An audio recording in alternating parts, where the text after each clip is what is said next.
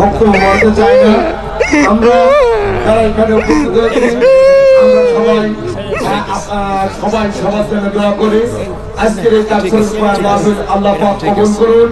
إن الحمد لله الأكرم الذي خلق الإنسان وكرم وعلمه من البيان ما لم يعلم فسبحان الذي لا يحصى امتنانه باللسان ولا بالقلم نشهد أن لا إله إلا الله وحده لا شريك له ونشهد أن سيدنا وحبيبنا ومولانا محمدا عبده ورسوله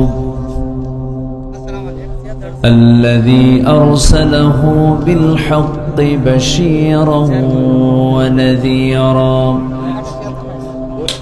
وداعيا إلى الله بإذنه وسراجا منيرا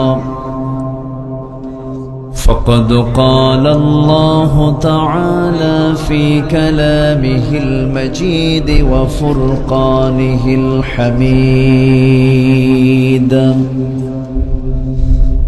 أعوذ بالله من الشيطان الرجيم بسم الله الرحمن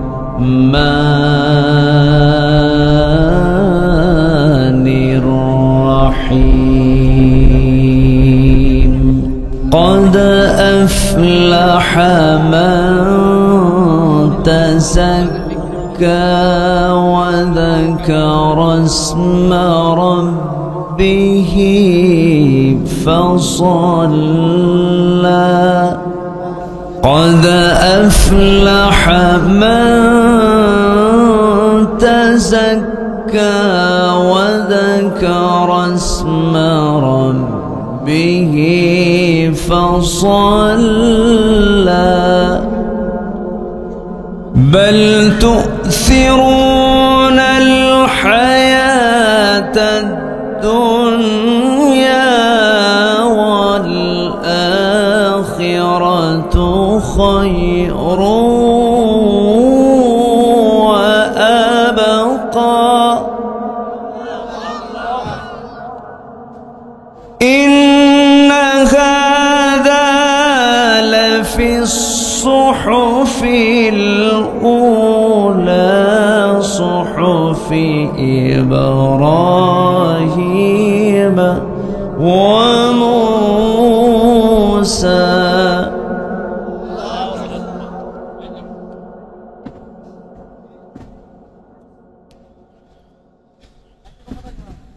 الله أكبر بسم الله الرحمن الرحيم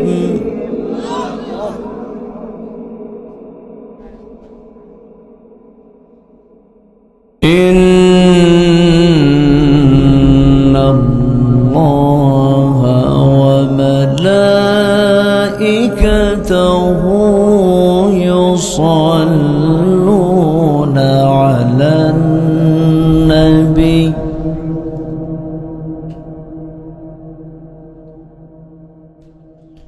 يا أيها الذين آمنوا صلوا عليه وسلموا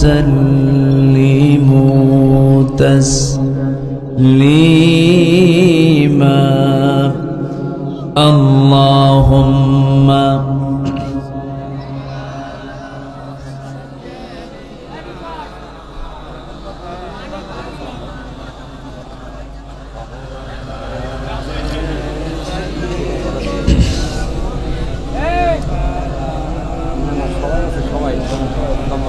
একটু মোহাম্মত দিয়ে নবীর প্রেমে মাতোয়ারা হয়ে জবান খুলে জোরালো কণ্ঠে সবাই বলুন আল্লাহুম্মা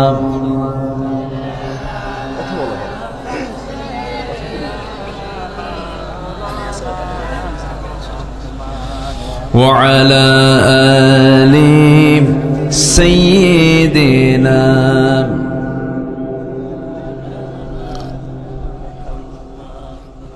তায়েফের কথা ভেবে কাঁদে শুধু দোনয়ন, এমন দরদি পেতে কাঁদে মন অনুক্ষণ, কাঁদে মন অনুক্ষণ।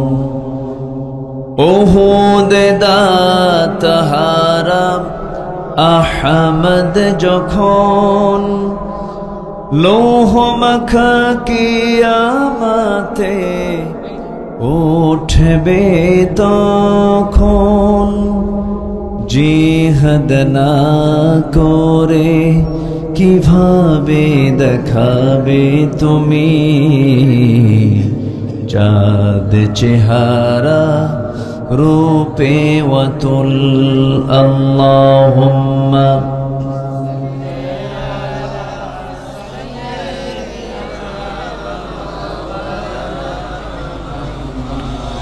وعلى آل سيدنا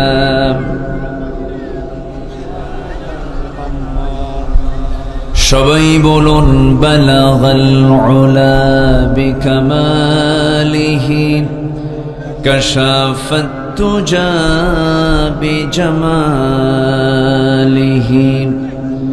হাসনাত জামিউ খিসালিহি সাল্লু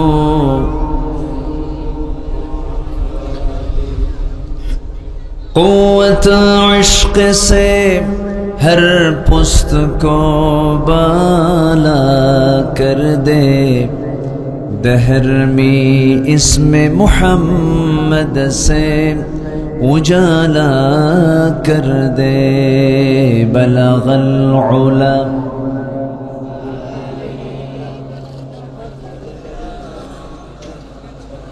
حسنت جميع خصاله سلوا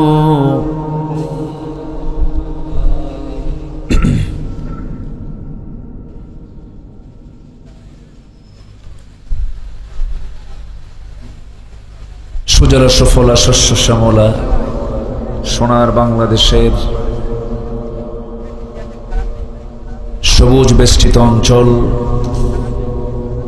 সুন্দরবন লাগোয়া দক্ষিণ পশ্চিমাঞ্চলের সীমান্তবর্তী জেলা সাতক্ষীরার কলারোয়া উপজেলার দমদম বাজার ইয়ং যুব কমিটি মাহফিল ইন্তেজামে কমিটি কর্তৃক আয়োজিত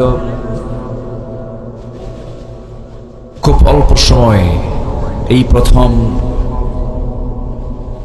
প্রথম বার্ষিকী তাফসীরুল কোরআন মাহফিল 2024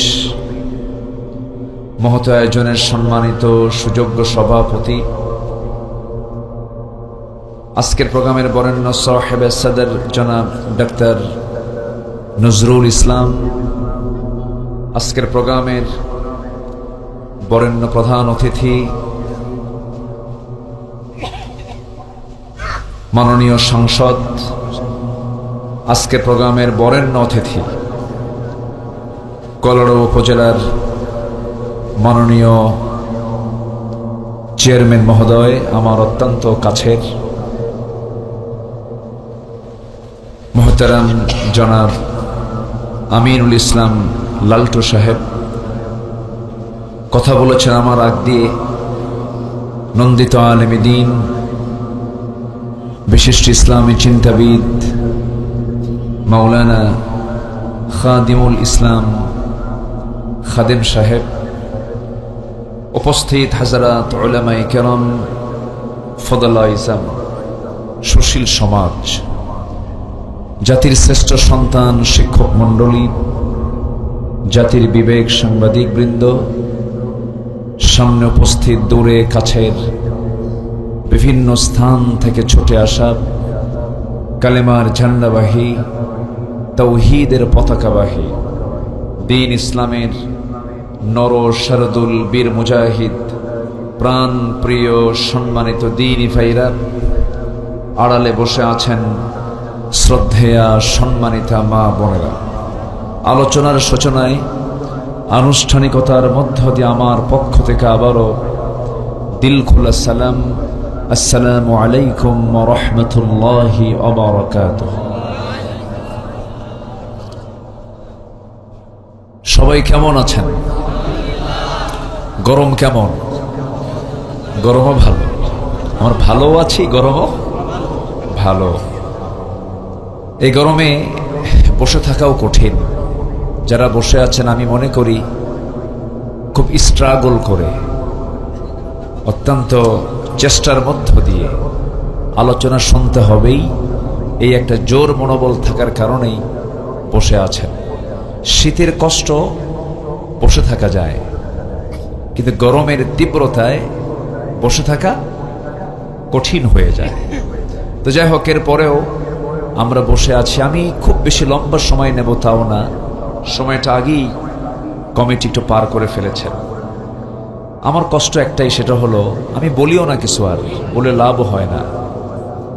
লেখা থাকে প্রধান বক্তা, কিন্তু মাহফিলে এসে হয়ে যায় শেষ বক্তা। মানে এমন সময় আমাদের উঠানো হয় যে সময় মানুষের যাওয়ার সময় হয়ে যায়। 12টার পরে মানুষের আলোচনা, সেই শোনার এবং বলার আগ্রহ দুটোই হেরে যাওয়ার পথে হেরে যায়। মাঝখান থেকে বলা হয়, হুজুর কি আলোচনা করলো কিছুই বুঝলাম না। বোঝার সময় তো আপনি আমাকে দেন নাই, কারণ 12টার পরে তো মানুষ আর বুঝতে পারে না। তো যাই হোক, সব কিছুই সময় মতো হওয়া উচিত। ফজরের নামাজটা যদি কেউ সূর্য ওঠার পরে পড়ে হবে, বলেন তো এটা কি নামাজের সময় কি সূর্য ওঠার পরে না আগে? আগে। বিয়ে করার নিয়ম কি 60 বছরে? হ্যাঁ, ওটা তো সময় করতে হয়, তাই না? তাহলে বিয়ের সময়, নামাজ সময়, মাহফিলটাকে অসময় দরকার না সময় দরকার? সময় দরকার। সময় হলে তাহলে আলোচনার একটা প্রাণ থাকে। তা আমার আগে সুরের মূর্ছনা দিয়ে খুব সুমধুর কণ্ঠের অধিকারী আমার খাদেম ভাই, আমরা এক অঙ্গনে কথা বলি দীর্ঘদিন, তিনি তো আলোচনা করার সুযোগই পান নাই, উঠেই শুরু হয়ে গেছে টানাটানি। তো এর মধ্য দিয়ে এই টানতে টানতে কিছু লোক আবার চলেও গেছে, কি এত টানের মধ্যে আর থাকবোই না, অনেকে আবার চলেও গেছে। কিন্তু আল্লাহর ঘর তো, এদেশের মসজিদ মাদ্রাসাগুলো আমার আপনার লাউয়ার কুদু বেচার টাকা দিয়েই তো হয়, তাই না? তো এটাকে আবার মনক্ষুণ্ণ হলেও হবে না, আল্লাহর ঘরের জন্যই তো চাওয়া। তো আমি শুরুতেই আপনাদের সবার দৃষ্টি আকর্ষণ করবো, এই যে মাহফিল শুরু হলো এই গ্রামে দমদম বাজারের পাশে, প্রথম বার্ষিকী আমার মতো এক নগণ্য গোলাম দিয়ে শুরু হলো। এই মাহফিল প্রত্যেক বছর হোক, সবাই চান না? ইনশাআল্লাহ সবাই চান তো? আল্লাহ কবুল করুন। জোরে বলি আমিন, আরো জোরে আমিন। আমার মিন্টু ভাই কোথায় আছে? তো না, মিন্টু ভাই আমাকে একটু বলেছিলেন, হুজুর আপনার মুখ থেকে বললে কেউ রাগ করবে না, একটু যদি, আপনি কি চাদর দিয়েছে, ব্যাগ দিয়েছিলেন? ও, তাহলে তো আমি এখন এই মুহূর্তে দিলে তো সব আমাকে খেপে যাবে, সবাই অনেকে দেবে না, এরকম নিয়ত আছে একটু। আচ্ছা, রাগ করবেন কি আপনারা? দেখেন যে চুপচাপ আছে, কিন্তু মানে রেগে গেছে মনে হয়। রাগ করলেন আপনারা? 2 মিনিট, যে 2 মিনিট শেষে। আচ্ছা, তাহলে কি আমাকে রেখে যাবেন? কারা কারা একটু হাত তুলে দেখান তো। আমাকে রেখে যাবেন আপনারা? ওই যে যাবে কইছিল, সবাই থাকবেন তো ইনশাআল্লাহ? জোরে বলি ইনশাআল্লাহ। আল্লাহ কবুল করুন। জোরে বলি আমিন। আসার সুযোগ দিয়েছেন কে? আবার ফিরে নিয়ে যাওয়ার মালিক কে? মৌতের মালিক কে? আমাকে বাঁচিয়ে রেখেছেন কে? গরমের মালিক কে? ঠান্ডার মালিক কে? সব কিছুর মালিকানা একমাত্র কার? আল্লাহ তাআলা। সেই মহান রব্বুল আলামিন আমাকে আপনাকে সৃষ্টির সেরা করে বানিয়েছেন। এই সৃষ্টির মাঝে যা আছে, যত সৃষ্টি আছে, এর মধ্যে সবচেয়ে সুন্দর এবং সেরা করে বানানো হয়েছে কাকে? আমাকে, আপনাকে, মানুষকে। চাঁদ আমার চেয়ে কম সুন্দর, আকাশ আমার চেয়ে কম সুন্দর, সূর্য আমার চেয়ে কম সুন্দর, পৃথিবীর কোন প্রাণী, পৃথিবীর কোন সৃষ্টি আমার আপনার চেয়ে সুন্দর নয়। কে ঘোষণা দিয়েছেন? আল্লাহ। খুব পরিচিত আয়াত, আল্লাহ রাব্বুল আলামিন বলেন, লাকাদ খালাকনাল ইনসানা ফি আহসানি তাকওয়িম সুম্মা রাদাদনাহু আসফালা সাফিলিন। এই পৃথিবীতে আমি ইনসানকে, মানুষকে সবচেয়ে বেশি সুন্দর করে, আহসান ইসমে তাফজিলের সিগা, সবচেয়ে বেশি সুন্দর করে সৃষ্টি করেছি। আমার বন্ধুগণ, কোন এক আল্লাহর গোলাম, একজন রাজা ছিল, বাদশা ছিল, রানীর সঙ্গে চাঁদনি রাতে গল্পের মাঝে হঠাৎ করে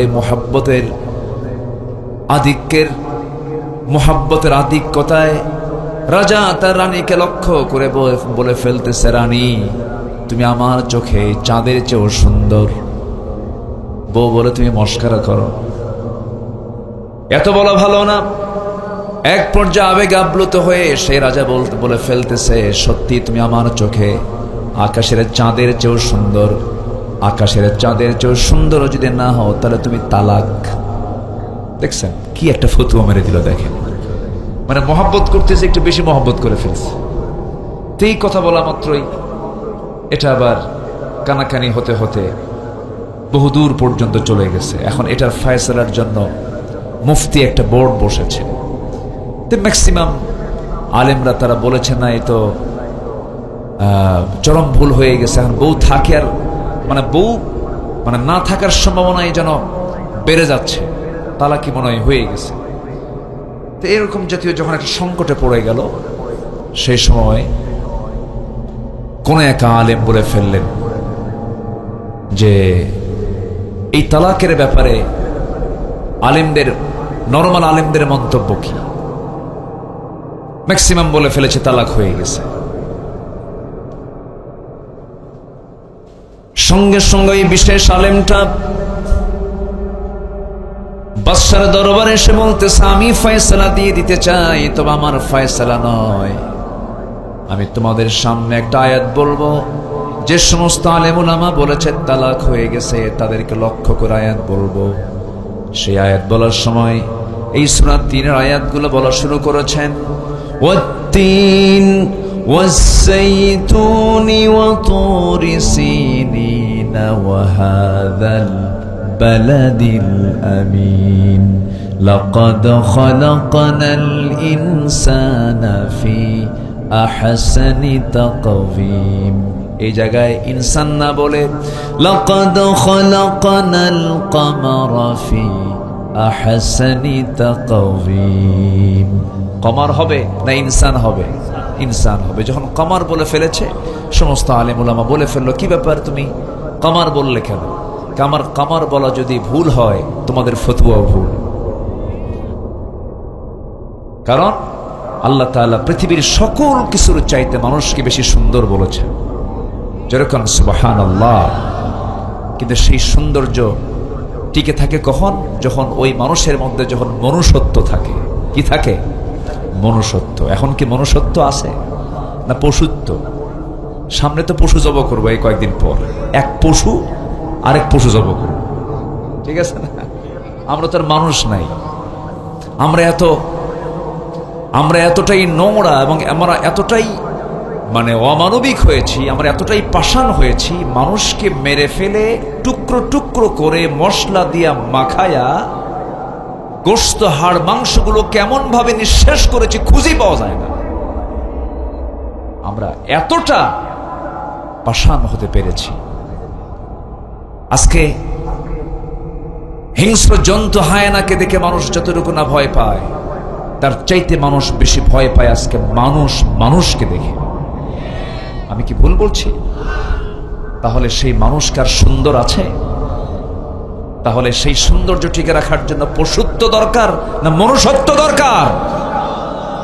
কোরবানি পর্ব সামনে আসছে। পশু জবাই করে নিজের পশুত্ব দূর করতে হবে। নিজের মাঝে পশুত্ব রেখে পশু জবাই করে কোনো লাভ হবে না। অনেক কথা আছে, আস্তে আস্তে করে বলবো। আমাকে সময় দিচ্ছেন তো নাকি সবাই?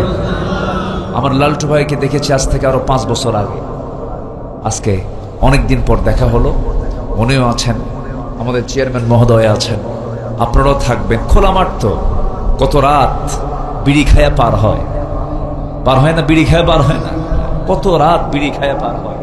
আজকে না একটু কোরআন শুনে পার করবো, জোরে বলি ইনশাল্লাহ। তাসের কথা বলার দরকার নেই, ওটা একটু বেশি বলা হয়ে যাচ্ছে। আচ্ছা, আমার দিকে তাকান। আমি খুব কমন একটা সূরা, কমন কয়েকটা আয়াতকে সামনে রেখে আমি আলোচনা করতে চাচ্ছি, যেটা আমি তেলাওয়াত দিয়ে শুরু করেছি। সূরাতুল আ'লা, সূরাতুল আ'লার শেষ কয়েকটা আয়াত আমি তেলাওয়াত করেছি। এই কয়েকটা আয়াতকে সামনে রেখে আমরা কথা বলবো। ওমা তাওফীকি ইল্লা বিল্লাহ আলাইহি তাওয়াক্কালতু ওয়া ইলাইহি উনীব। সেই মহান রবের প্রতি পূর্ণ ভরসা রেখে আসুন আমরা সোজা আলোচনার দিকে চলে যাচ্ছি। কষ্ট হচ্ছে না তো কারো?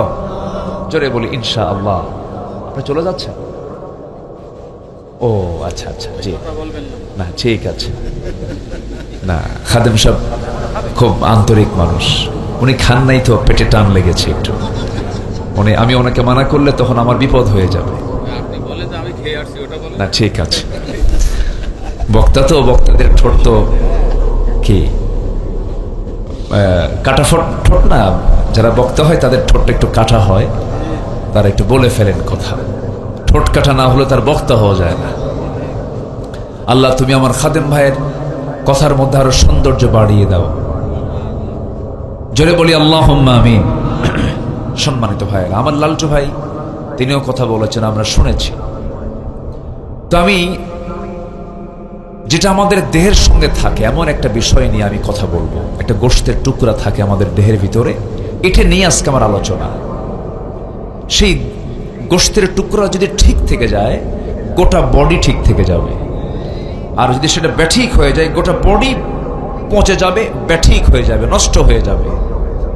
আমি সেই গোশতের টুকরা নিয়ে আজকে আমি কিছু কথা বলতে চাচ্ছি। ওমা তাওফীকি ইল্লা বিল্লাহ। কারণ কিয়ামতের দিন অনেক শহীদ ধরা খেয়ে যাবে, অনেক দানবীর ধরা খেয়ে যাবে, অনেক আলেম ওলামা পর্যন্ত ধরা খেয়ে যাবে। শুধুমাত্র কি জানেন?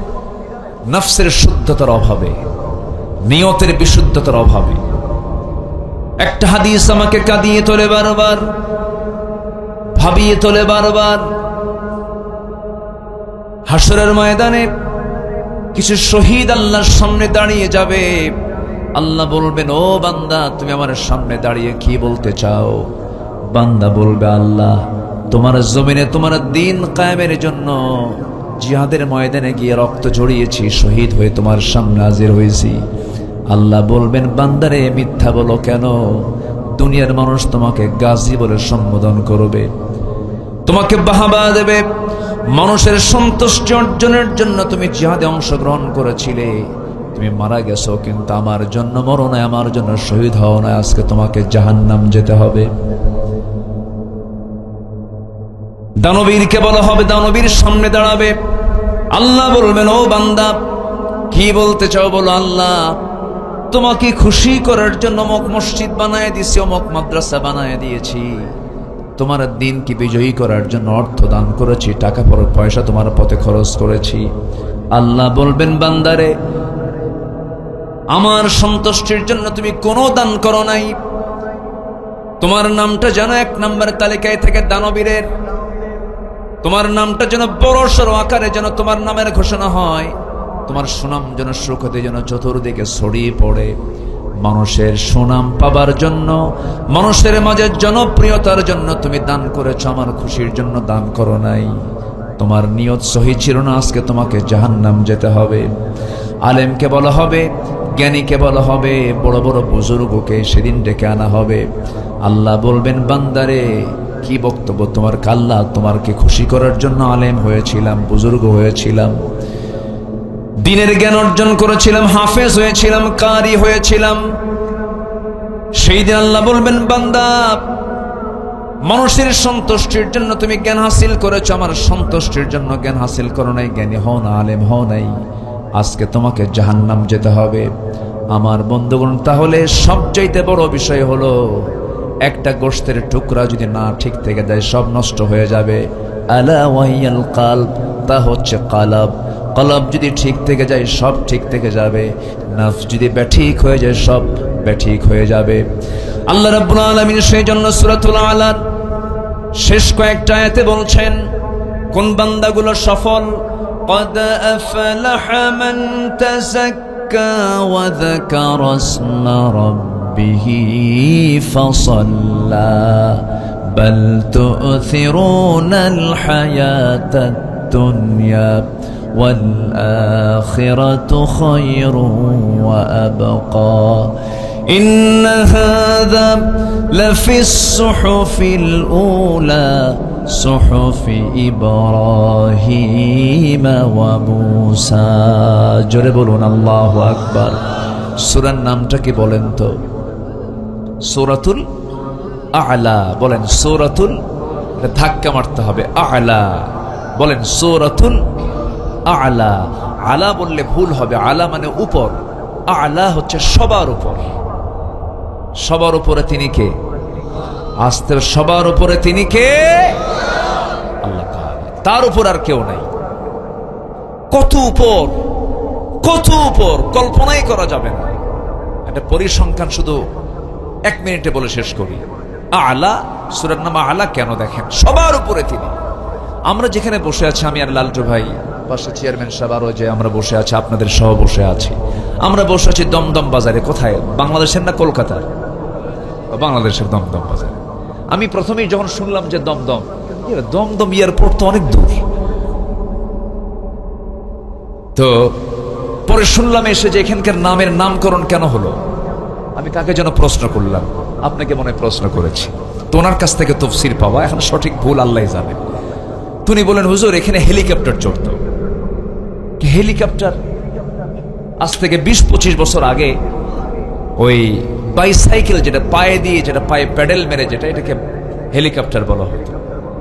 তো হেলিকপ্টার তো এয়ারপোর্ট লাগিয়ে তো কোথায় যাবে? হেলিকপ্টারকে দমদমে যাবে। তো ওই দমদম থেকে এই দমদমের এই হেলিকপ্টারের জন্য এই নামকরণ হয়েছে দমদম। খুব ভালো, সমস্যা নাই। তো যাই হোক, কথায় তো কথা চলে আসে। আমরা এখানে দমদম বাজারে বসে আছি। আমরা কত ছোট দেখেন, আমরা আল্লাহর কত ক্ষুদ্র সৃষ্টি এই মহাশূন্যের মাঝে। আমরা কত ক্ষুদ্র থেকে ক্ষুদ্র। শুধু আমরা মাথার উপরে যদি তাকাই, দিনের বেলা সূর্য দেখি, রাতের বেলা কি দেখি? চাঁদ দেখি। চাঁদ বড় না তারকা বড়? দেখতে কোনটা? দেখতে চাঁদ, কিন্তু আকারে তারা। তারা কি একটা দুইটা না অসংখ্য? গোটা পৃথিবীর 800 কোটি মানুষও যদি তারা গোনা শুরু করে, তারা গোনা শেষ হবে না। 800 কোটি মানুষও যদি তারা গোনা শুরু করে, তারা গোনা শেষ হবে না। এত তারা আকাশে। এক একটা তারকা পৃথিবীর চাইতে 13 লক্ষ গুণ বড়। সূর্যের চাইতে এক একটা তারকা, বেটেল জুইস তারকা আছে যে তারকা সূর্যের চাইতে 33 কোটি গুণ বড়।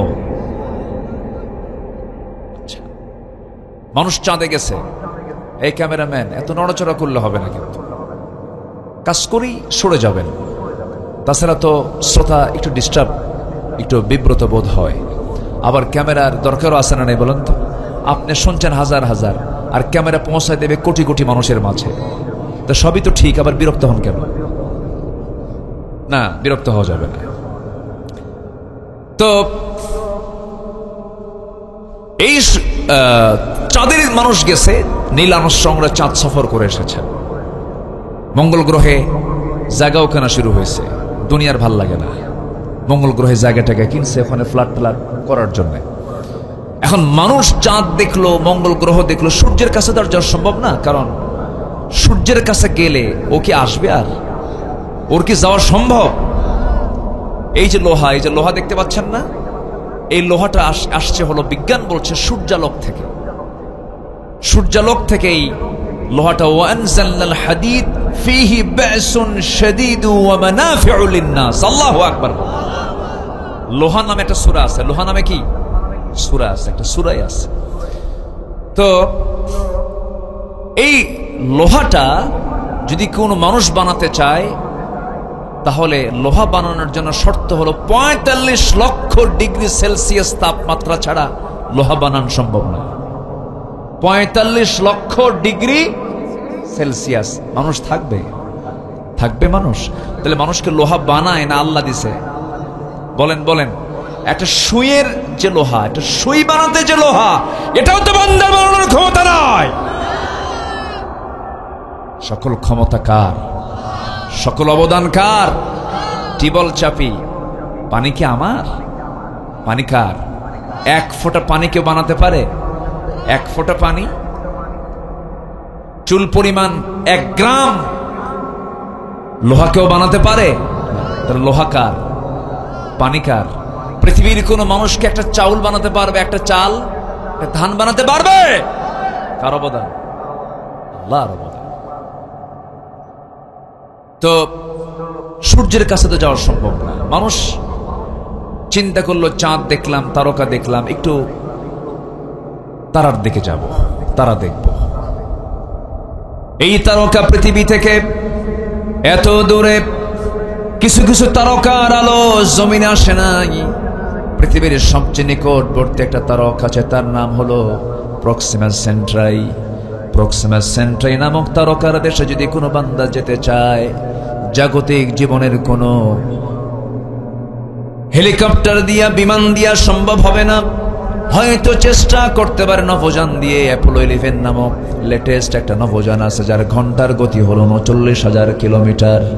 ৩৯,০০০ কিলোমিটার গতিবেগে যদি রওনা দিয়া ওই তারকার দেশে যদি রওনা দিয়ে দেয়, যেতে সময় লেগে যাবে তার ১,১৫,০০০ বছর মাত্র। যাবেন কারা কারা? হাত তোলেন দেখি। চাচা একজন হাত তুলছে, কিন্তু যাবেন কেমনে? লাঠি দিয়া তো কাম হবে না। কেমনে যাবেন আপনি? বাঁচবেন ৬০-৭০-৮০ বছর।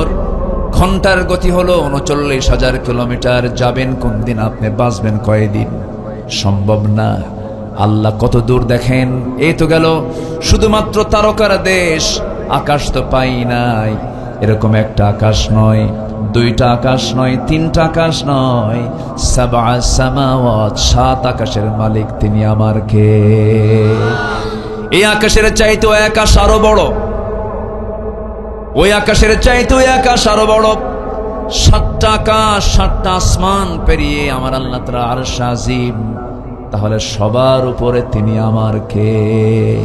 সাব্বিহিসমা রাব্বিকাল আ'লা। সবার উপরে তিনি কে? আজকে সূরার নামটা কি বলেন তো? সূরাতুল আ'লা।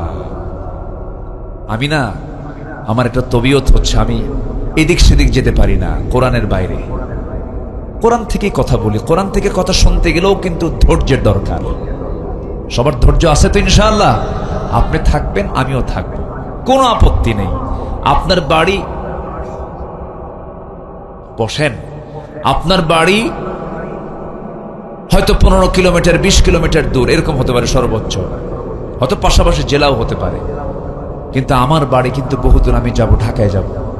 অতএব আমারও পেরেশানি আছে, আপনিও যাবেন, আমিও যাব। আমরা একসঙ্গে আজকে এখান থেকে বিদায় নেব। দোয়া একসাথে করব না? ওই যে ফিলিস্তিনগুলো কাঁদতেছে, ফিলিস্তিন কাঁদতেছে না? অন্তত দোয়াটা কি করার দরকার আছে না? আছে না? নাই? যিনি চলে যাবেন, আমি ভাববো তার ফিলিস্তিনের জন্য কোনো মায়া নাই। আমরা দোয়া করব একসাথে, জোরে বলি ইনশাআল্লাহ। ওই ফিলিস্তিনকে মাটির সঙ্গে মিশে দেওয়ার জন্য একটা অপশক্তি, গোটা পৃথিবীর সবচাইতে অসভ্য বর্বর যুদ্ধবাজ ওই ইসরায়েল। ঠিক কিনা? মাত্র 1 কোটি ইহুদি গোটা পৃথিবীর মানবতাকে তারা ধ্বংস করছে। আজকে তাদেরই পণ্য মুসলমান খায়, ওই পণ্যের যে বেনিফিট সেই টাকাটা দিয়ে ফিলিস্তিনে বম্বিং করে মুসলমানদেরকে উড়ায় দিচ্ছে। অতএব আমাদের কিছু কিছু আন্দোলন আমাদের করা উচিত, কিছু কিছু বয়কট আমাদের করা উচিত, সিদ্ধান্ত নেওয়া উচিত। ওই সমস্ত আমাদের শত্রুদের কোন পণ্য আমরা ব্যবহার করব না। কোকা কোলা না, এটা ধোকা কলা। কি কলা? ধোকা কলা। পেপসি, কোকা কোলা, কিটক্যাট, তারপরে লিভার ব্রাদার্স, এগুলো সব তাদের, ইউনিলিভার্স তাদের পণ্য। আমরা এগুলোকে বাদ দিয়ে আমরা দেশীয় পণ্য আমরা ব্যবহার করব। জোরে বলি ইনশাআল্লাহ। দেশের প্রতি মহাব্বতের, দেশের প্রতি টানের এটা একটা অন্যতম মাধ্যম। আমার দেশের পণ্য যদি একটু দুর্বল হয়, আমার দেশের পণ্যকে আমরা প্রমোট করব, ঠিক কিনা? এটাও একটা আন্দোলন। এটাও কি একটা কি আন্দোলন? আর্থিকভাবে যদি কাউকে যদি বসিয়ে দেওয়া যায়, এটাও একটা বড় আন্দোলন। সম্মানিত ভাইয়েরা, কষ্ট পাচ্ছেন নাকি আপনারা? অনেক কথা, এক রাত তো কিছু কিছু থেকে সব জায়গা থেকে কিছু কিছু কথা বলতে হয়। সম্মানিত ভাইয়েরা, আমরা নিয়তের বিশুদ্ধতা নিয়ে হালকা কিছু কথা শুনেছি, আমাদের শ্রেষ্ঠত্ব নিয়ে আমরা কিছু কথা শুনেছি, আমাদের মান কত, মর্যাদা কত, এটা নিয়ে কিছু শুনেছি। এখন আসেন, আমাদের দেহের মধ্যে যে গোশতের টুকরাটা আছে, এটার সমস্যা কি? সমস্যা আছে? আজ থেকে সমস্যা আছে? ওই আইলকে ঠেলতে মন চায়? হ্যাঁ, আইল ঠেলতে মন চায়? আচ্ছা, ওজনও কি কম দিতে মন চায়? পরনারীর দিকে কি একটু তাকাতে ইচ্ছা করে? অনেকে চুপ করে আছে, মনে আমরা সব ফেরেশতা হয়ে বসে আছি। হ্যাঁ, মন চায়। তাহলে এই যে সমস্যাগুলো, এগুলো কিসের সমস্যা বলেন তো? নফসের সমস্যা। নফস, কলব, রূহ। আমরা কিন্তু এই 3টে শব্দ আমরা শুনি, নফস, কলব, রূহ। কিন্তু আসলে কি 3টাকে এক না? যদিও নফস, কলব, রূহ আমরা 3টা পরিভাষা জানি, কিন্তু এটাকে একটু বুঝতে গেলে একটু সময় লাগবে। 1 মিনিট আমি এটার জবাব দিয়ে দিচ্ছি। ব্যাখ্যামূলক বললে এটা নিয়েই 2 ঘন্টা পার হবে। এক কথায় বলি, নফস হলো লেজিসলেটিভ, আইন প্রণয়ন বিভাগ, আর রূহটা হচ্ছে অ্যাডমিনিস্ট্রেটিভ, প্রশাসন বিভাগ, আর কলবটা হচ্ছে ফেডারেটিভ, বাস্তবায়ন বিভাগ।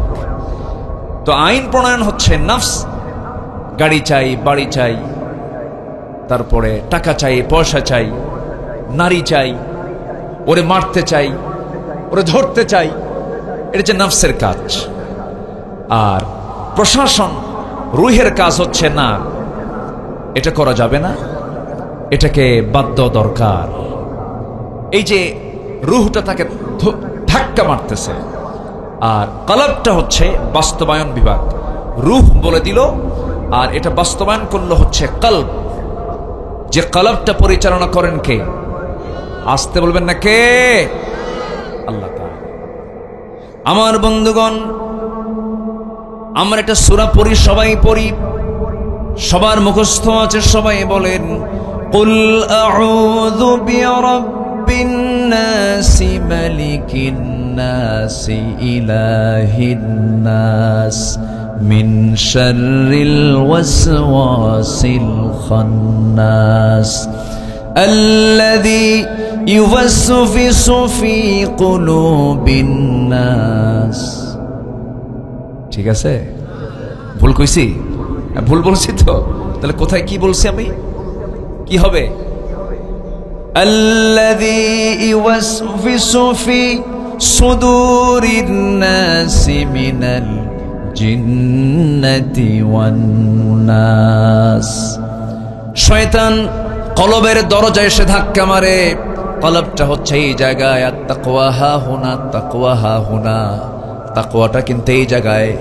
এই গোশতের টুকরা যদি ঠিক থেকে যায়, ইদা সলুহাত সলুহাল জাসাদু কুল্লু ওয়া ইদা ফাসাদাত ফাসাদাল জাসাদু কুল্লু আলা ওয়াহিয়াল কলব। এটা যদি ঠিক থেকে যায় সব ঠিক থেকে যায়, এটা যদি ব্যাঠিক হয়ে যায় সব ব্যাঠিক হয়ে যায়। এই জন্য আমাকে আপনাকে সবার আগে ট্রিটমেন্ট করতে হবে, কলবের ট্রিটমেন্টটা করতে হবে। আল্লাহ নিজে বলছেন قد أفلح من تزكى وذكر اسم ربه فصلى। ওই সমস্ত বান্দাগুলো সফল যারা নফসের ট্রিটমেন্ট করতে পেরেছে, কলবের ট্রিটমেন্ট যারা করতে পেরেছে, তারাই হচ্ছে বড় সফল। নফসের কিছু রোগ আছে, নফসের মোটামুটি 14টা রোগ আছে, আত্মার কিছু ব্যাধি আছে, তার উপসর্গ আছে, 14টা রোগ আছে। একটা একটা করে বলবো, জোরে বলি ইনশাআল্লাহ, আরো জোরে বলি ইনশাআল্লাহ। এক নাম্বার রোগ, নফসের রোগ হলো, এক নাম্বার রোগ হলো অবৈধ লোভ। অবৈধ লোভ। এই ছেলে ওঠো কেন, বসো, বসেন। আমি কি করি বলেন তো লালটু ভাই? চালাবো? আপনি আছেন তো না? এত সুন্দর। আমার চেয়ারম্যান মহোদয় কি কম ব্যস্ত? অনেক ব্যস্ত, কিন্তু বসেন। লোক, আচ্ছা একটা মানুষের বাঁচতে কি হাজার হাজার কোটি টাকা লাগে? আসতে বলে, অত উত্তর দেওয়া যাবে না, একটু আমার সাথে সমন্বয় করতে হবে। আচ্ছা হাজার হাজার কোটি টাকা কিন্তু লাগার কথা না। একটা মানুষের বাঁচার জন্য আমার রাসূলকে বলা হলো সবচেয়ে সুখী লোকটাকে। রাসূল বললেন যার সকালে যার নিরাপদ সকাল হলো, আরামে ঘুম হলো এবং শত্রুমুক্ত জীবন সে পার করলো, সে হচ্ছে পৃথিবীর সবচেয়ে বড় সুখী মানুষ। আলহামদুলিল্লাহ বলবেন না? তাহলে এবং রাসূলকে বলা হলো সচ্ছলকে। আমার রাসূল বললেন যার এক বেলা খাবারের পরে আরেক বেলা খাবারের যোগান আছে, সে হচ্ছে পৃথিবীর সবচেয়ে বড় সচ্ছল ব্যক্তি। জোরে বলি সুবহানাল্লাহ। সম্মানিত ভাইয়েরা, বড় আফসোস আজকে মিডিয়াতে এগুলো আসছে, এই জন্য বলতেছি আমরা। চিন্তা করেন, দেশ রক্ষার জন্য সেনাবাহিনী আর প্রশাসন চালানোর জন্য হলো পুলিশ বাহিনী। এক্স পুলিশের প্রধান এবং এক্স সেনাবাহিনী প্রধান। আমরা কোথায় আছি? কোন প্রান্তে আছি? আমরা যদি না জেগে উঠি, আমরা যদি না সচেতন হই, আমাদের ফিউচার আর অন্ধকার হয়ে যাবে। আসতে বলবেন না, জোরে বলেন ঠিক কিনা? আমাদের সজাগ হওয়ার দরকার আছে না নাই? সজাগ হতে হবে, সচেতন হতে হবে। নিজে অন্যায় করব না, কাউকে অন্যায় করতে দেব না। এই দায়িত্ব আমাকে কে দিয়েছেন? আসতে বলবেন না, কে দিয়েছেন? আল্লাহ দিয়েছেন। সেই দোষটা যদি আমার ভাইও করে আমি ধরে ফেলবো, আমার বাপও করে আমি ধরে ফেলবো। আমার নবীর সময় একজন সম্ভ্রান্ত পরিবারের মহিলা, ধনী পরিবারের মহিলা চুরি করে ধরা পড়ে, তার নাম হলো ফাতিমা। আমার নবীর মেয়ের নাম কি? ফাতিমা। চুরি করে যখন ধরা পড়ে গেল, সম্ভ্রান্ত পরিবারের ওই চুন্নি মহিলার পক্ষ থেকে তার ভাই ব্রাদাররা সব ওমরে ফারুকের কাছে এসে বলছে, ভাই ওমর, তোমার কথা আমাদের রাসূল শুনবেন। আমরা সম্ভ্রান্ত পরিবারের মানুষ, আমাদের পরিবারের এই মেয়েটা হঠাৎ করে চুরি করে ফেলেছে, রাসূল যেন ক্ষমা করে দেয়। সাইয়েদনা ওমর ফারুকের দিলটা নরম হয়ে গেছে। এসে নবীর কাছে দাঁড়িয়ে বলছেন, ইয়া রাসূলুল্লাহ, দেখুন তো সম্ভ্রান্ত পরিবারের দিকে একটু মায়ার দিকে তাকানো যায় নাকি? আমার নবীজির চক্ষু লাল হয়ে গেল, খেপে গেলেন, রেগে গেলেন। রেগে গিয়ে বলছেন, ওমর, তোমার সেই দারাজ কণ্ঠ কোথায় গেল? দৃঢ়চেতা ভাবটা কোথায় গেল? ওরে ওমর, আজকে তুমি যদি আমার সামনে ওই সম্ভ্রান্ত পরিবারের ফাতিমার কথা না বলে যদি তুমি আমার কাছে এমন সংবাদ এনে দিতা, মুহাম্মদের কলিজার টুকরা মেয়ে ফাতিমা চুরি করে ধরা পড়েছে, আমি সবার সামনে আমার মেয়ে ফাতিমাকে ধরে এনে নিজ হাতে তার বাম হাত কেটে নিতাম। আল্লাহু আকবার বলেন। আইন সবার জন্য কি হওয়া দরকার? আসতে বলে, কি হওয়া দরকার বলেন? সমান হওয়া দরকার। ওমরে ফারুকের নামটা যখন চলে এলো, আরেকটা কথা বলে ফেলি, একটু শোনেন, কান লাগান, কানটা সজাগ রাখেন, কানটা খাড়া করে রাখেন। সাইয়েদনা ওমর ফারুক রাদিয়াল্লাহু তাআলা আনহু ঘোড়া কিনেছেন, ঘোড়া কিনতে গেছেন বাজারে, টাকা দিয়েছেন, ঘোড়াওয়ালার কাছ থেকে ঘোড়া কিনে নিয়েছেন। এখন যেমন হোন্ডা কিনতে যায়, গাড়ি কিনতে যায়, তখন কি চলতো সমাজে? ঘোড়া চলতো, ঘোড়া কিনতে গেছেন, ঘোড়া কিনে ফেলেছেন, টাকার লেনদেন সম্পূর্ণ হয়ে গেছে, দেখা দেখি হয়ে গেছে, কেনা বেচা শেষ, চুক্তি শেষ। ঘোড়ার পিঠে অর্ধ দুনিয়ার শাসন করত ওমর। ঘোড়ার পিঠে চড়ে ঘোড়াটা একটু চালান শুরু করলেন, চেক করতেছেন। কয়েক মাইল যেতে না যেতেই ঘোড়ার চারটা পাও কেসো হয়ে বসে গেছে, আর উঠতে পারে না। ওমরে ফারুক রাদিয়াল্লাহু তাআলা আনহু ঘোড়াওয়ালার কাছে এসে বলছে, ঘোড়া বিক্রেতার কাছে এসে বলছে, ও ঘোড়া বিক্রেতা, আমারে ঠকাইলা কেন? চার পাই তো কেসো, এমন অসুস্থ ঘোড়া তুমি আমাকে দিয়েছো, ঘোড়া আমি নেব না, টাকা ফেরত দাও। ঘোড়া বিক্রেতা বলছে, আমিরুল মুমিনিন আল্লাহর কসম করে বলি, আমি আপনাকে অচল ঘোড়া দেই নাই। আপনার কাছে যাওয়ার পরে ঘোড়াটা অচল হয়ে পড়েছে, অসুস্থ হয়ে পড়েছে। না, আমি এই ঘোড়া নেব না, আমার টাকা ফেরত দাও। কেন আমি দেব না? তাহলে কি করা যায়? চলেন আমরা আদালতে যাই। বিচার ব্যবস্থা পরাধীন না স্বাধীন? স্বাধীন। বিচার ব্যবস্থা কি স্বাধীন ছিল? দেখেন, অর্ধ দুনিয়ার শাসন করত ওমরে ফারুক, সামান্য এক ঘোড়া বিক্রেতা, সামান্য এক ঘোড়া বিক্রেতার বাদী আসামি ওমরে ফারুক আসামি বানায়া মামলা দিয়েছে আদালতে। দুজন চলে গেছেন আদালত চত্বরে। বিচারপতির সামনে গিয়ে যখন দাঁড়িয়ে পড়েছেন, দাঁড়িয়ে আছেন ওমরে ফারুক রাদিয়াল্লাহু তাআলা আনহু, বিচারপতি লক্ষ্য করে নাই। হঠাৎ করে চেয়ারে বসে থেকে লক্ষ্য করে দেখে অর্ধ দুনিয়ার শাসন করত ওমরে ফারুক বিচার প্রার্থী হয়ে আদালতে হাজির হয়ে গেছে। বিচার প্রার্থী কাজী সুরাই ইবনুল হারিস আল কিন্দি রাহমাতুল্লাহ আলাইহি, সঙ্গে সঙ্গে তিনি দাঁড়ায় গিয়ে বলছেন, আমিরুল মুমিনিন, এত বড় মহান ব্যক্তি আমার আদালতে কেন আপনি আসছেন? কি হয়েছে আপনার? ওমরে ফারুক বলছেন, কাজী সুরাই, তোমার চেয়ারে তুমি বসো, আইন সবার জন্য সমান, আদালতে এসেছি প্রার্থী হয়ে, বিচারটা সঠিকভাবে করো। সাইয়েদনা ওমরে ফারুক বললেন, ঠিক আছে, তোমার বিচার তুমি চালিয়ে যাও। বাদী তুমি কি বলবা বলো? ঘোড়া বিক্রেতা বলতেছে, ঘোড়া বিক্রি করেছি, লেনদেন হয়ে গেছে, ঘোড়া অচল হয়ে গেছে, আমাকে ঘোড়া ফেরত দিতে চাই, আমি ঘোড়া ফেরত নেব না। কাজী সুরাই ইবনুল হারিস বলছেন, আপনার কি বক্তব্য? আমি ঘোড়ার টাকাটা আমি ফেরত নেব, ঘোড়াটা ওর আমি ফেরত দেব। কাজী সুরাই ইবনুল হারিস আল কিন্দি রাহমাতুল্লাহ আলাইহি এত বড় একজন বিচারপতি ছিলেন, এত বড় একজন ব্যক্তির বিরুদ্ধে তিনি দাঁড়িয়ে গেলেন। তিনি বলছেন, আমিরুল মুমিনিন, এত বড় শাসন কার্যের আপনি হলেন চিফ, আপনি হলেন প্রধান খলিফাতুল মুসলিমিন, আপনার অধীনে আমরা চাকরি করি, আপনার অধীনে আমরা বিচারপতির দায়িত্ব পালন করি। আপনি আজকে প্রার্থী হয়ে আমার আদালতে এসেছেন বিচার চাওয়ার জন্য, কিন্তু আমি তো বিচার করব ওমরকে দেখে নয়, আইনকে দেখে বিচার করব।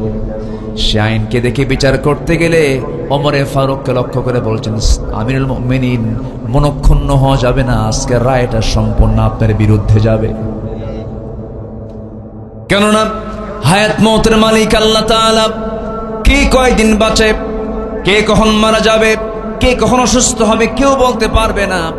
আপনি ওমরে ফারুক আমার সামনে এখানে আছেন, আপনি সুস্থ অবস্থায় এখান থেকে বের হবেন তার গ্যারান্টি নাই। সুস্থ ঘোড়া আপনাকে বুঝিয়ে দেওয়ার পর আপনি তাকে টাকা বুঝিয়ে দিয়েছেন, আপনার মালিকানা আসার পর আপনার ঘোড়া নষ্ট হয়ে গেছে, সেটা এখন আর ওই ঘোড়া বিক্রেতার ঘোড়া নয়, আপনার ঘোড়া আপনার কাছে অসুস্থ হয়ে পড়েছে, এটার দায়ে ঘোড়া বিক্রেতাকে দেওয়া যাবে না, অসুস্থ ঘোড়ার মালিকানা আপনার নিতে হবে। খলিফা ওমর ফারুক মাথা নিচু করে কোনো কথা না বলে মুস্কি হাসি দিয়ে সেখান থেকে চলে গেলেন। পরের দিন মজলিসে শুরার বৈঠক, সেন্ট্রাল কমিটির বৈঠক, মন্ত্রী পরিষদ বৈঠকে সবাইকে ডাক দিয়ে বলেন, অমুক জনপদে একজন বিচারপতি আছে যে আমার বিরুদ্ধে রায় দেয়, খুব সাহস। ওই লোকটাকে, ওই বিচারপতিকে আঞ্চলিক বিচারপতি না দিয়া আমরা তাকে সবাই মিলে তাকে চিফ জাস্টিস বানাইয়া দিলাম। কি বানায় দিলাম? প্রধান বিচারপতি বানালাম। কেন? তার সাহস ভালো, সে আইনকে সামনে রেখে বিচার করে, ব্যক্তিকে দেখে না। আমি ওমর আমার বিরুদ্ধে রায় দেওয়ার জন্য আমি তাকে প্রধান বিচারপতি বানায় দিলাম। আর আমার দেশে পাগলা বানায়, কি বানায়? বাস্তব কথা। যত কিছুই বলেন, গর্ত খনন যদি আমি করি, গর্তের সেই খনন করা গর্তে আমাকে একদিন পড়তে হবে। এটাই ইতিহাস, এটাই বাস্তবতা। আসুন না আমরা সততাকে গুরুত্ব দেই, আমরা স্বচ্ছতাকে গুরুত্ব দেই, ভালোকে ভালো বলি, মন্দকে মন্দ বলি, হককে হক বলি, মিথ্যাকে মিথ্যা বলি। বিজয় নিশ্চিত মুসলমানদের।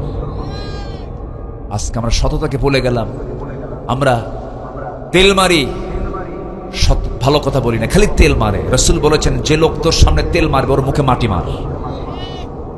তেল মারা লোক এখন কম না বেশি? আজ থেকে কম না বেশি বলেন তো? খালি তেল মারে। তেল তো মারবে, সরিষার তেল জামার দেশি হয়। আপেল নাই তো, আপেল গাছ আছে? আপেল গাছ হলে 2-1টা নিউটন তৈরি হতো। আপেল কেন নিচে পড়লো না? নিচে পড়লো, উপরে কেন উঠলো না? খালি তেল মারে, কারণ তেল যে উৎপন্ন হয় আমার দেশে। রাগ করতেছেন নাকি আপনারা? সাইয়েদনা ওমর ফারুক রাদিয়াল্লাহু তাআলা আনহু, অর্ধ দুনিয়ার শাসক, কলিজার টুকরা সন্তান, তার একটা ঘোড়া কিনে এনেছে। ছোট থেকে বড় করবে, মোটা তাজা করে ঘোড়াটা বিক্রি করবে, টাকা কিছু কামাই হবে। ঘোড়া কিনে আনছে ছোট, কিন্তু ঘোড়া যে ঘাসটা খায় সেই ঘাসটা হলো রাষ্ট্রের জায়গার ঘাস। ওমরে ফারুক যে বাসভবনে থাকেন তার পিছনের জায়গাটা হলো রাষ্ট্রের জায়গা, সেখানকার ঘাসগুলো খেয়ে খেয়ে ঘোড়া বড় হয়। ঘোড়া বিক্রি করতে গেছে একদিন, ওমরে ফারুক যেন এটা মার্কিং করে রেখেছেন। ঘোড়া বিক্রি করে ঘরের সামনে এসে যখন দাঁড়িয়ে পড়েছে, ওমরে ফারুক বলছেন, ও আমার ছেলে, আমার কলিজার টুকরা সন্তান, সামনে দাঁড়াও। ঘোড়া কই? ঘোড়া কি করছে বলো? ঘোড়া বিক্রি করেছি। কত টাকা দিয়ে কিনেছো? কত টাকা দিয়ে বিক্রি করেছো? ছোট অবস্থায় কিনছিলাম এত টাকা দিয়া, মোটা তাজা করে বিক্রি করছে এত টাকা দিয়ে। লাভ হলো কত? এত। লাভের টাকা পকেটে নয়, লাভের টাকা রাষ্ট্রের কোষাগারে জমা দাও, কারণ জায়গাটা হলো, ঘাসটা হলো রাষ্ট্রের জায়গার, তোর এই লাভ করা খাওয়া যাবে না। আল্লাহু আকবার বলবেন না? আজকে আমরা কি করেছি? আজকে আমরা সুদকে বানাইছি ইন্টারেস্ট। সুদকে বানাইছে কি? সুদকে বানাইছে ইন্টারেস্ট। ঘুষকে বানাইছে হলো বকশিস। ঘুষকে কি বানাইছে? বকশিস। আর যৌতুককে বানাইছে হলো উপঢৌকন। কি বানাইছি? উপঢৌকন। মানে ভাষাগুলো একটু আপডেট করছে আমরা। ভাষাকে কি করছে আমরা? আপডেট। সুদ বললে কেমন হয়? এটা কি বানাইছি? ইন্টারেস্ট। আচ্ছা, সুদ কি এলাকায় আছে নাকি? কলরয় আছে? আচ্ছা, এটা কি কলরর রোগ না জাতীয় রোগ? আচ্ছা, সুদ যারা খায় তাদের কোনো লোভ টোভ নাই তো? নফসের 1 নম্বর রোগ আমি কি বলেছি? লোভ। বলেন, নফসের 1 নম্বর রোগ কি? নফসের রোগ মোট 14টা। কয়টা বলেন তো? চলতেছে কয় নাম্বার? তাহলে বলেন তো, আমার কত সময় লাগতে পারে আলোচনা? সময় লাগবে তো নাকি? ধৈর্য আছে তো সবার ভিতরে? ইনশাআল্লাহ। আল্লাহ কবুল করেন, জোরে বলি আমিন। আমি এলাকায় আসলে আমি আলোচনা করে একটু মজা পাই। কেন জানেন? আপনাদের ভাষা আমার চেয়েও সুন্দর,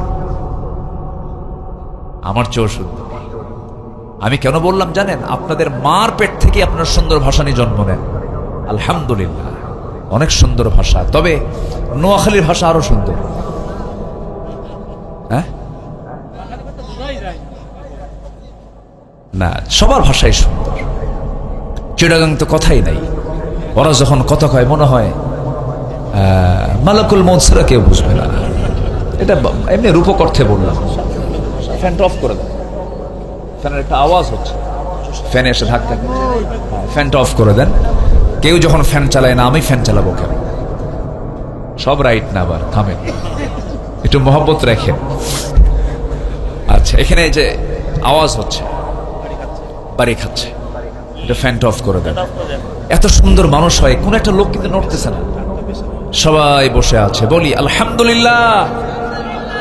বসে, হ্যাঁ, অফকোর্স বসে। সম্মানিত ভাইয়েরা, তাহলে লোভ কি করা যাবে? আজ থেকে লোভ কি করা যাবে? কেন? বৈধ লোভ জায়েজ। বৈধ লোভ না থাকলে আপনি চলবেন কেমনে? নারীর প্রতি কামনা বাসনা আছে না নাই বলেন তো? আসে না নাই? আছে। নিজের স্ত্রীর প্রতি যদি কেউ তাকায়, সওয়াব না গুনাহ? সওয়াব। যৌন কামনা হারাম নয়। আমি বইয়ের দিকে থাকবো, বইয়ের দিকে তাকাবো, আমার আপনার আমলনামায় সওয়াব হয়ে যাবে। কিন্তু সেই বউটা হবে নিজের বউ না পরের বউ, এটা যেন মনে থাকে। আবার কিন্তু আজকে নিজের বউটা ভালো লাগে না, পরের বউ ভালো লাগে। পরকীয়ার পরিমাণটা বেড়ে গেছে। পরকীয়ার পরিমাণটা বেড়ে যাওয়ার অন্যতম কারণ হলো বড় বড় সিনেমা হল বন্ধ হয়ে গেছে গোটা দেশে। প্রত্যেকটা ঘরে ঘরে এখন সিনেমা হল হলো ভারতের কলকাতার সেই জি বাংলা, জি প্লাস। আমি কি ভুল বলতেছি নাকি? ওই সমস্ত নষ্টি ভষ্টিগুলো, খারাপ এই চিত্রগুলো, বিজাতীয় সংস্কৃতির এই সিনেমা নাটকগুলো দেখে দেখে পরকীয়ার পরিমাণটা বেড়ে গেছে। জেনার ভিতরে সবচেয়ে নিকৃষ্ট জেনা হলো পরের স্ত্রীর প্রতি আকৃষ্ট হয়ে যাওয়া, মারাত্মক গুনাহ। এটার পরিমাণটা বেড়ে গেছে। এই লোভ থাকা যাবে না, এই কামনা থাকা যাবে না। আল্লাহ রাব্বুল আলামিন লোভ করতে বলেছেন, বৈধ লোভ। সম্পদ কামাই করো, আমি যা দিয়েছি তোমাকে সেখান থেকে কিছু অংশ আমার পথে খরচ করো, কোনো আপত্তি নাই। কিন্তু পরের সম্পত্তির উপরে লোভ করা যাবে না। দেখবেন কিছু কিছু লোক গ্রামের মধ্যে আছে, কিছু লোকের একটু টাকা পয়সা হলে পরে ওর ঘুম হয় না। যার বিয়ে তার খবর নাই পাড়া প্রতিবেশীর। এটা আছে নাকি এলাকায় এই কথা? হিংসা আছে কিনা? আছে কিনা? হিংসা আছে কিনা? এটা লোভ, হিংসা। এগুলো ইমানকে নষ্ট করে ফেলে, ইমানকে ধ্বংস করে ফেলে। আগুন যেমন কাঠকে পুড়ে ছাই বানায় ফেলে, তেমনি হিংসা মানুষের ইমানকে জ্বলে পুড়ে ছারখার করে দেয়। হিংসাটা কি দেখেন, ওই যে অনেক দিন আগে এই মেসাল গ্রামের মুরব্বীদের কাছ থেকে শুনতাম, এক বেচারি বিয়ে করতে যাবে। আগের যুগে তো আর গাড়ি টাড়ি নিয়ে চলতো না, ঘোড়া নিয়ে যেত বিয়ে করতে। তো বিয়ে করতে যাবে, তো এক গ্রামের এক লোকের কাছে ঘোড়া আছে। বললো, ভাই তোমার ঘোড়াটা আমাকে দাও, আমার অমুক দিন বিয়া। রাগের ঠেলায় বলে, আমি তোর মতো বিকুপকে আমার ঘোড়া দেব না, যা। তে লোকটা মনক্ষুণ্ণ হয়ে চলে আসছে বাড়িতে। সবে কদরের রাত্রে গিয়ে দোয়া করে, আল্লাহ আজকের রাত্রিতে আমার কোনো দোয়া তোমার কাছে নাই, আমার কোনো চাওয়া নাই, তোমার কাছে একটাই দোয়া, ওর যেন ঘোড়া মরে। কি কথা বুঝতেছেন কি? মানে হিংসা ওরও, ও দেবে না, এ পায় নাই দেখে দোয়া করতেছে, আল্লাহ ওর যেন ঘোড়াটা আজকে মরে। সবে কদরের রাতকার মিস হয়, দোয়া কবুল হয়ে গেছে। বাড়িতে এসে দেখে মার চোখে পানি। কে মা তুমি কান্দো কেন? বাবা তোর গরু মরছে। বাবা তোর কি মরছে? গরু মরছে। দোয়া ঠিকই কবুল হয়েছে, মালাকুল মউত আসছে, কিন্তু ঘোড়ার কাছে না গরুর কাছে? গরুর কাছে। হিংসা করবেন, নিজে জ্বলবেন, লাভ হবে না। হারাম কামাই করব, কোনো বরকত হবে না। হারাম কামাইয়ের কোনো বরকত নাই। অসৎ পন্থার কোনো বরকত হবে না, কোনোদিন বরকত হবে না। এক বেচারি চোর, সারা রাত কষ্ট কইরা, চোরের কষ্ট কিন্তু কম না, টেনশন বেশি। টেনশন কম না বেশি বলেন তো? ও আল্লাহর নাম নাই, কম না বেশি? বেশি না। ও আল্লাহ আমি জানি ধরে না। সারা রাত কষ্ট কইরা সবার চক্ষু আড়াল করে একটা ঘোড়া চুরি করে আনছে বাড়িতে। সকালবেলা ছেলেকে ডাক দিয়ে বলে, বাজান ঘোড়াটা নিয়ে যা বাজারে বিক্রি কর, আমি একটু ঘুমালাম।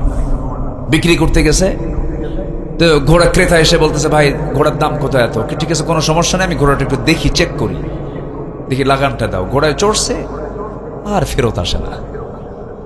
ওই যে চলে গেছে, আর ফেরত আসে না। সন্ধ্যা পার হয়ে গেছে, সে ব্যর্থতা নিয়ে চলে গেছে বাড়িতে। এখন বাপ সারাদিন বিশ্রাম নিছে, সারা রাত তো তাহাজ্জুদ পড়ছে। তো এখন বলতেছে, বাবাজান কি হলো, ঘোড়াটা কি বিক্রি করতে পারছো? দাম কেমন পাইছো? কাব্বা, যে দামে কেনা ওই দামই বেচা, যে দামে কেনা ওই দামই বেচা। আকাম কুকাম করে ওই সম্পদের কোনো বরকত হবে না, হবে না, হবে না। ঠিক কিনা? বান্দার হক নষ্ট করা যাবে না। কষ্ট পাচ্ছেন নাকি? তাহলে অবৈধ লোভ, এটা কিসের রোগ বলেন তো? নফসের রোগ। অতি লোভ করা যাবে না। নাম্বার 2, রাগ করা যাবে না। রেগে যাবেন তো হেরে যাবেন।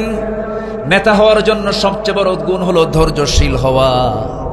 নেতাদের চামড়া আমরা শুনে থাকি, নেতা যারা ডাক্তার, যারা সমাজের যারা দায়িত্বশীল, তাদের চামড়া নাকি গন্ডারের চামড়া হওয়া লাগে, থাপ্পড় মারলেও টের পাওয়া যাবে না। ঠিক আছে না? এরকম না? অনেক কথা শুনতে হয়। আমি তো কথা বলি, ডাক্তার, চেয়ারম্যান, এক চেয়ারম্যানকে বললাম, ইউনিয়ন পরিষদের চেয়ারম্যান, বললাম ভাই কেমন করে চেয়ারম্যানগিরি করতেছেন? হুজুর রাত 3টার দিকে ফোন দিয়ে বলে, চেয়ারম্যান সাহেব কি করেন? রাত 3টার দিকে ফোন দিয়ে চেয়ারম্যান সাহেব কি করেন? ওই সময় 3টার দিকে কি করে?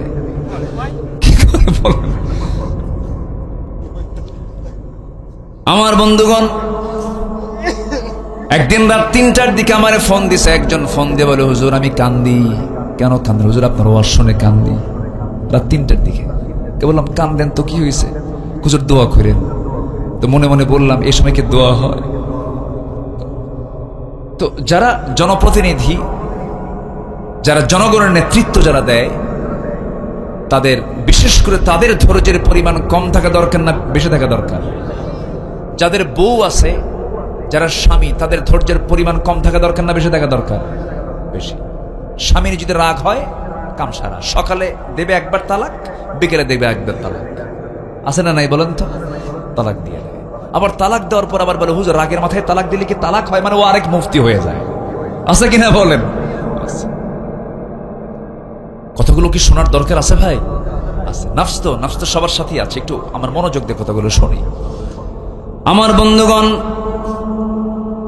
তাহলে রাগ থাকা হলো নফসের রোগ। রাগ থাকা যাবে না, ধৈর্যশীল হতে হবে। ধৈর্য এমন একটি গুণের নাম, ধৈর্য অর্জন করতে যোগ্যতার প্রয়োজন হয়, কিন্তু রাগের জন্য কোনো যোগ্যতা লাগে না। জঙ্গল হতে হলে, জঙ্গল বানাতে গেলে কোনো পরিশ্রম লাগে না, এমনি এমনি জঙ্গল হয়ে যায়। কিন্তু একটা সুন্দর বাগান, সুন্দর একটা পার্ক বানান অনেক মেহনত লাগে।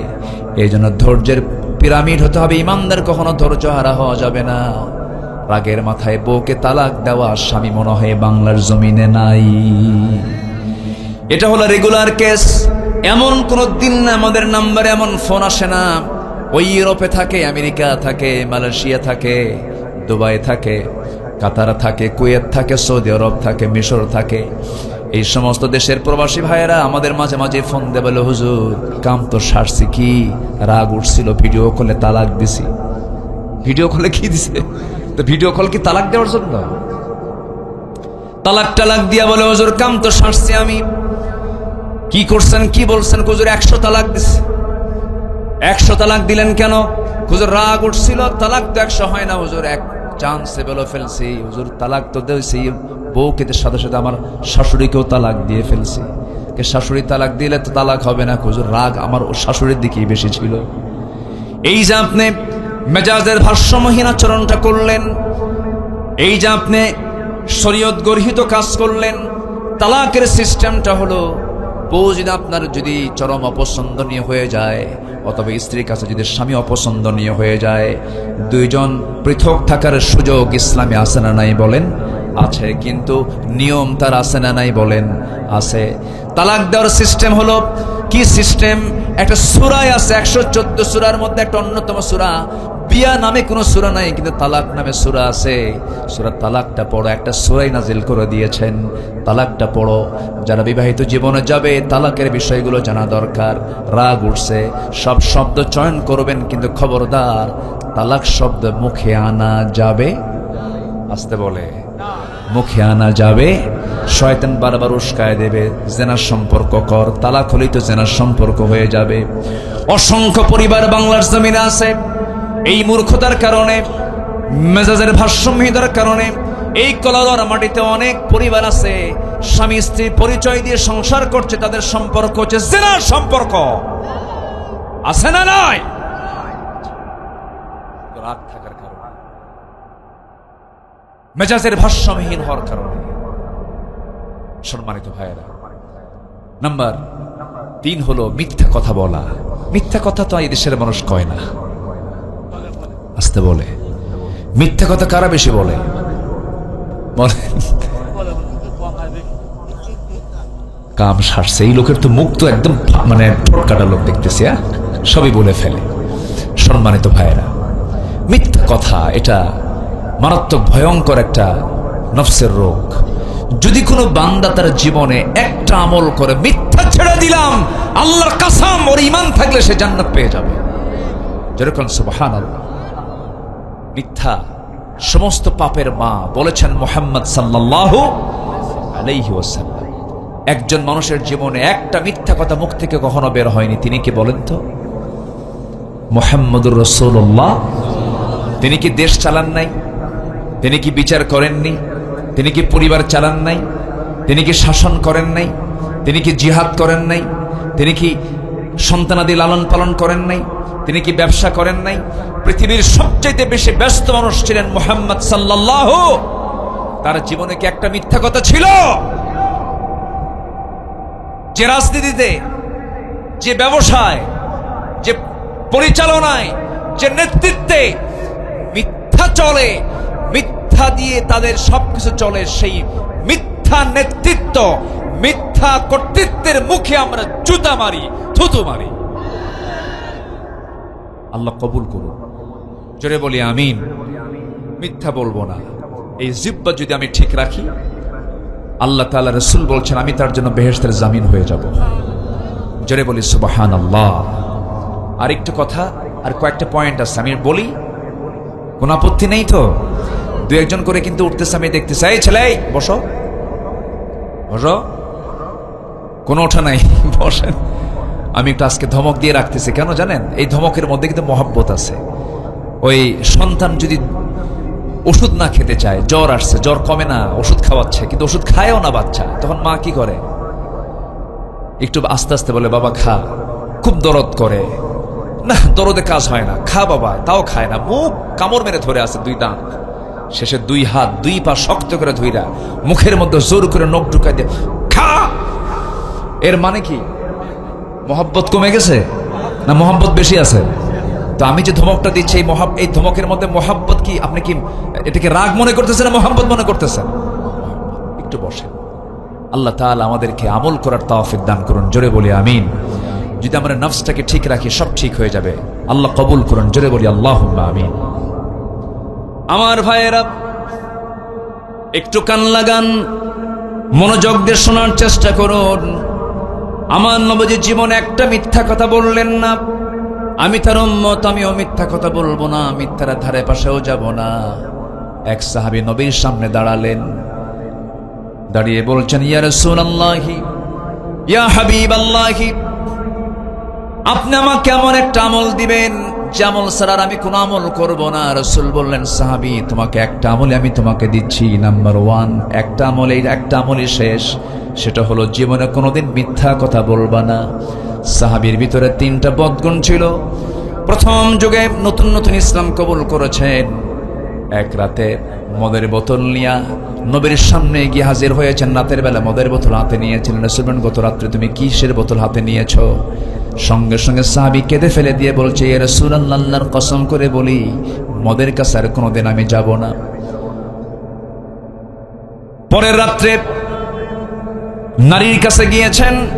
আমার রাসূল বলেন, সাহাবী, গত রাত্রে তুমি কোন মহিলার সামনে তুমি গিয়েছিলে? হুজুর, আল্লাহর কসম করে বলি জিনার কাজ আর জীবনে করব না। গত রাত্রে তুমি কোথায় গিয়েছিলে? ওই রাত্রিতে ওই সাহাবী চুরির কাজে ব্যস্ত ছিলেন। রাসূল বলেন, গত রাত্রে তুমি কি কাজ করেছো বলো? চুরি করেছো মনে হয়। সঙ্গে সঙ্গে সাহাবী বলছেন, ইয়া রাসূলুল্লাহ, আল্লাহর কসম করে বলি চুরি, জেনা, মদ সব আজকে থেকে বন্ধ করে দিলাম। জোরে কোন সুবহানাল্লাহ। এই যে মিথ্যা কথা ছেড়ে দেওয়া, মিথ্যা কাজ, মিথ্যা কথা যদি আমরা ছেড়ে দিতে পারি, ওই বান্দার জান্নাতে যাওয়ার জন্য কোনো বাধা হবে না। এগুলো হচ্ছে নফসের রোগ। নাম্বার 5 হলো গীবত করা, পরনিন্দা করা। গীবতের কাছে যাওয়া যাবে না। গীবত তো মনে হয় কলরব হয় না। আসতে বলবেন না, হয় কিনা হয় না? গীবতের গুনাহ বড় না জেনার গুনাহ বড়? বলেন বলেন বলেন। মসজিদে নামাজ পড়লে, মসজিদে নামাজ পড়ি, বারান্দায় এসে শুরু হয়ে গেছে গীবত। তুমি কি জানো অমুকের বউ, অমুকের মেয়ে? আছে আছে আছে, এগুলো আছে। এগুলো গীবতের কাজ। গীবতের কাজ একজন ইমানদার কখনো আনতে পারে না। বরং রাসূল বলেছেন, যে বান্দা অন্য বান্দার দোষকে আড়াল করবে, আল্লাহ তাআলা তার দোষকে কিয়ামতের দিন আড়াল করবেন। কোন জেনাকার, জেনাকারিনী, দুজন জেনার কাজে লিপ্ত হয়ে গেছে। ওই জেনার কাজ যদি কোনো বান্দা একাকী দেখে ফেলে, ওই বান্দা একাকী কাউকে বলতে পারবে না, কারণ ওই জেনাকারিনীর শাস্তির জন্য, জেনাকারের শাস্তির জন্য সাক্ষী লাগবে কয়জন? বলেন, এই যে বলেন কয়জন? বলেন বলেন কয়জন? 4 জন লাগবে। মোটে কয়জন লাগবে? 4 জন লাগবে। মানে কি? আল্লাহ তাআলা বলছেন, একজন দেখেছো বলো না। একজন দেখেছো বললে তোমারই বিপদ হবে, তুমি বলতে যাও না। ইসলাম কত সুন্দর, আল্লাহু আকবার বলে। কিন্তু 4 জন দেখা মানে কি? ওর হায়া নাই। এখন কি শুধু 4 জন দেখে না, হাজার হাজার জন দেখে। বিভিন্ন পার্কে পার্কে জোড়ায় জোড়ায় বসে আছে, নাম দিছে শিশু পার্ক, কিন্তু শিশু তো নাই ওখানে, শিশুর খালা আছে আর মা আর আছে। আমি কি ভুল বলতেছি? বসে আছে, এই আকাম কুকাম গুলো হয়। আমার বন্ধুগণ, গীবতের কাছে যাওয়া যাবে না। নাম্বার 6 হলো হিংসা করা যাবে না। নাম্বার 7 হলো কৃপণতা করা যাবে না। নাম্বার 8 হলো রিয়া করা যাবে না, লোক দেখানো যাবে না। নামাজ পড়লাম, আমার নামাজ মানুষ দেখবে, আমাকে নামাজি বলবে, তার নামাজ দিয়ে কি জান্নাতে যেতে পারবে নাকি? নামাজ পড়বো আমরা কার জন্য? বহু নামাজের নামাজ সেদিন সব নিষ্ফল হয়ে যাবে। আমার বন্ধুগণ, নাম্বার 9 হলো নিজের যেটা পছন্দ সেটাই উত্তম মনে করা, অন্যের পছন্দকে উত্তম না মনে করা। এটাও এক প্রকার নাফসের একটা রোগ। নাম্বার 10 হলো অহংকার করা। অহংকার কোনো বান্দা করতে পারে না। অহংকার করবে একমাত্র কে? আকাশটা কার? অহংকার মানায় একমাত্র কার? আল্লাহ তো অহংকার দেখাতে পারেন, বান্দার কোনো অহংকার থাকতে পারে না। চেহারার অহংকার আছে না নাই? টাকার অহংকার আছে না নাই? ক্ষমতার অহংকার আসতে বলে, আসতে বলে, আছে না নাই? আচ্ছা, ক্ষমতা, দ্য পাওয়ার। টাকার অহংকার, আমার টাকা আছে। চেহারার অহংকার, যখন রাস্তায় হাঁটে হাব ভাব দেখে মনে হয় আমি একখান মাল। আর কে আছে? না, এগুলো সব নফসের রোগ। আল্লাহ তাআলা এগুলো থেকে আমাদেরকে বাঁচান। জোরে বলি আল্লাহুম্মা আমিন। আসেন দোয়া করে দিই। ওই যে এই যে মুরব্বী, বসেন, একটু বসেন। হ্যাঁ হ্যাঁ, অবশ্যই, জি ইনশাআল্লাহ। এরপর নাম্বার 11 হলো পরশ্রীকাতরতা। অন্যের ভালো দেখলে নিজের আর ঘুম হয় না, এরকম লোক আছে না নাই বলেন তো? এগুলো নফসের রোগ। সম্পদের প্রতি ভালোবাসা, এরপর সম্মানের লোভ পাওয়া। একটা পদ নেওয়ার জন্য কোটি কোটি টাকা খরচ করে, এমন লোক আছে না নাই বলেন তো? সম্মানের লোভ, এগুলো হচ্ছে নফসের রোগ। দুনিয়ার প্রতি অতি আসক্তি, এগুলো হচ্ছে আমাদের নফসের বড় বড় রোগ। আল্লাহ তাআলা এই রোগগুলো থেকে আমাদেরকে বাঁচান। জোরে বলি আল্লাহুম্মা আমিন। সম্মানিত ভাইয়েরা, আমি লক্ষ্য করছি অনেকের ভিতরে একটু নড়াচড়া হচ্ছে। অনেক কথা আছে আমার এখনো পড়েছিল। আল্লাহ তাআলা বলছেন ওই বান্দা সফল যে বান্দা নফসের শুদ্ধতা আনতে পেরেছে, আরো 3টা কাজ করতে পেরেছে। 3টা কাজ আমরা আস্তে আস্তে শুনবো। তো মাহফিল কমিটি আমাকে আগেই বলেছিলেন যে একটু যদি হুজুর আপনি বলতেন চাদরটা দেওয়ার জন্য, একটু ব্যাগ দিলে আমাদের কিছু উপকার হতো, আল্লাহর ঘরের জন্য কিছু উপকার হতো। যদি আমি 3টা মিনিট সময় আমি একটু চা খাই, একটু চাদরটা যদি দেওয়া হয়, কেউ কি আমাকে রেখে চলে যাবেন? আমরা কি মুসলমানদের জন্য একটু দোয়া করবো না ভাই? ফিলিস্তিনের জন্য দোয়া করবো না? একটু বসেন, জিকির করি। সুবহানাল্লাহ আলহামদুলিল্লাহ লা ইলাহা ইল্লাল্লাহ সুবহানাল্লাহ। আমার মা বোন যারা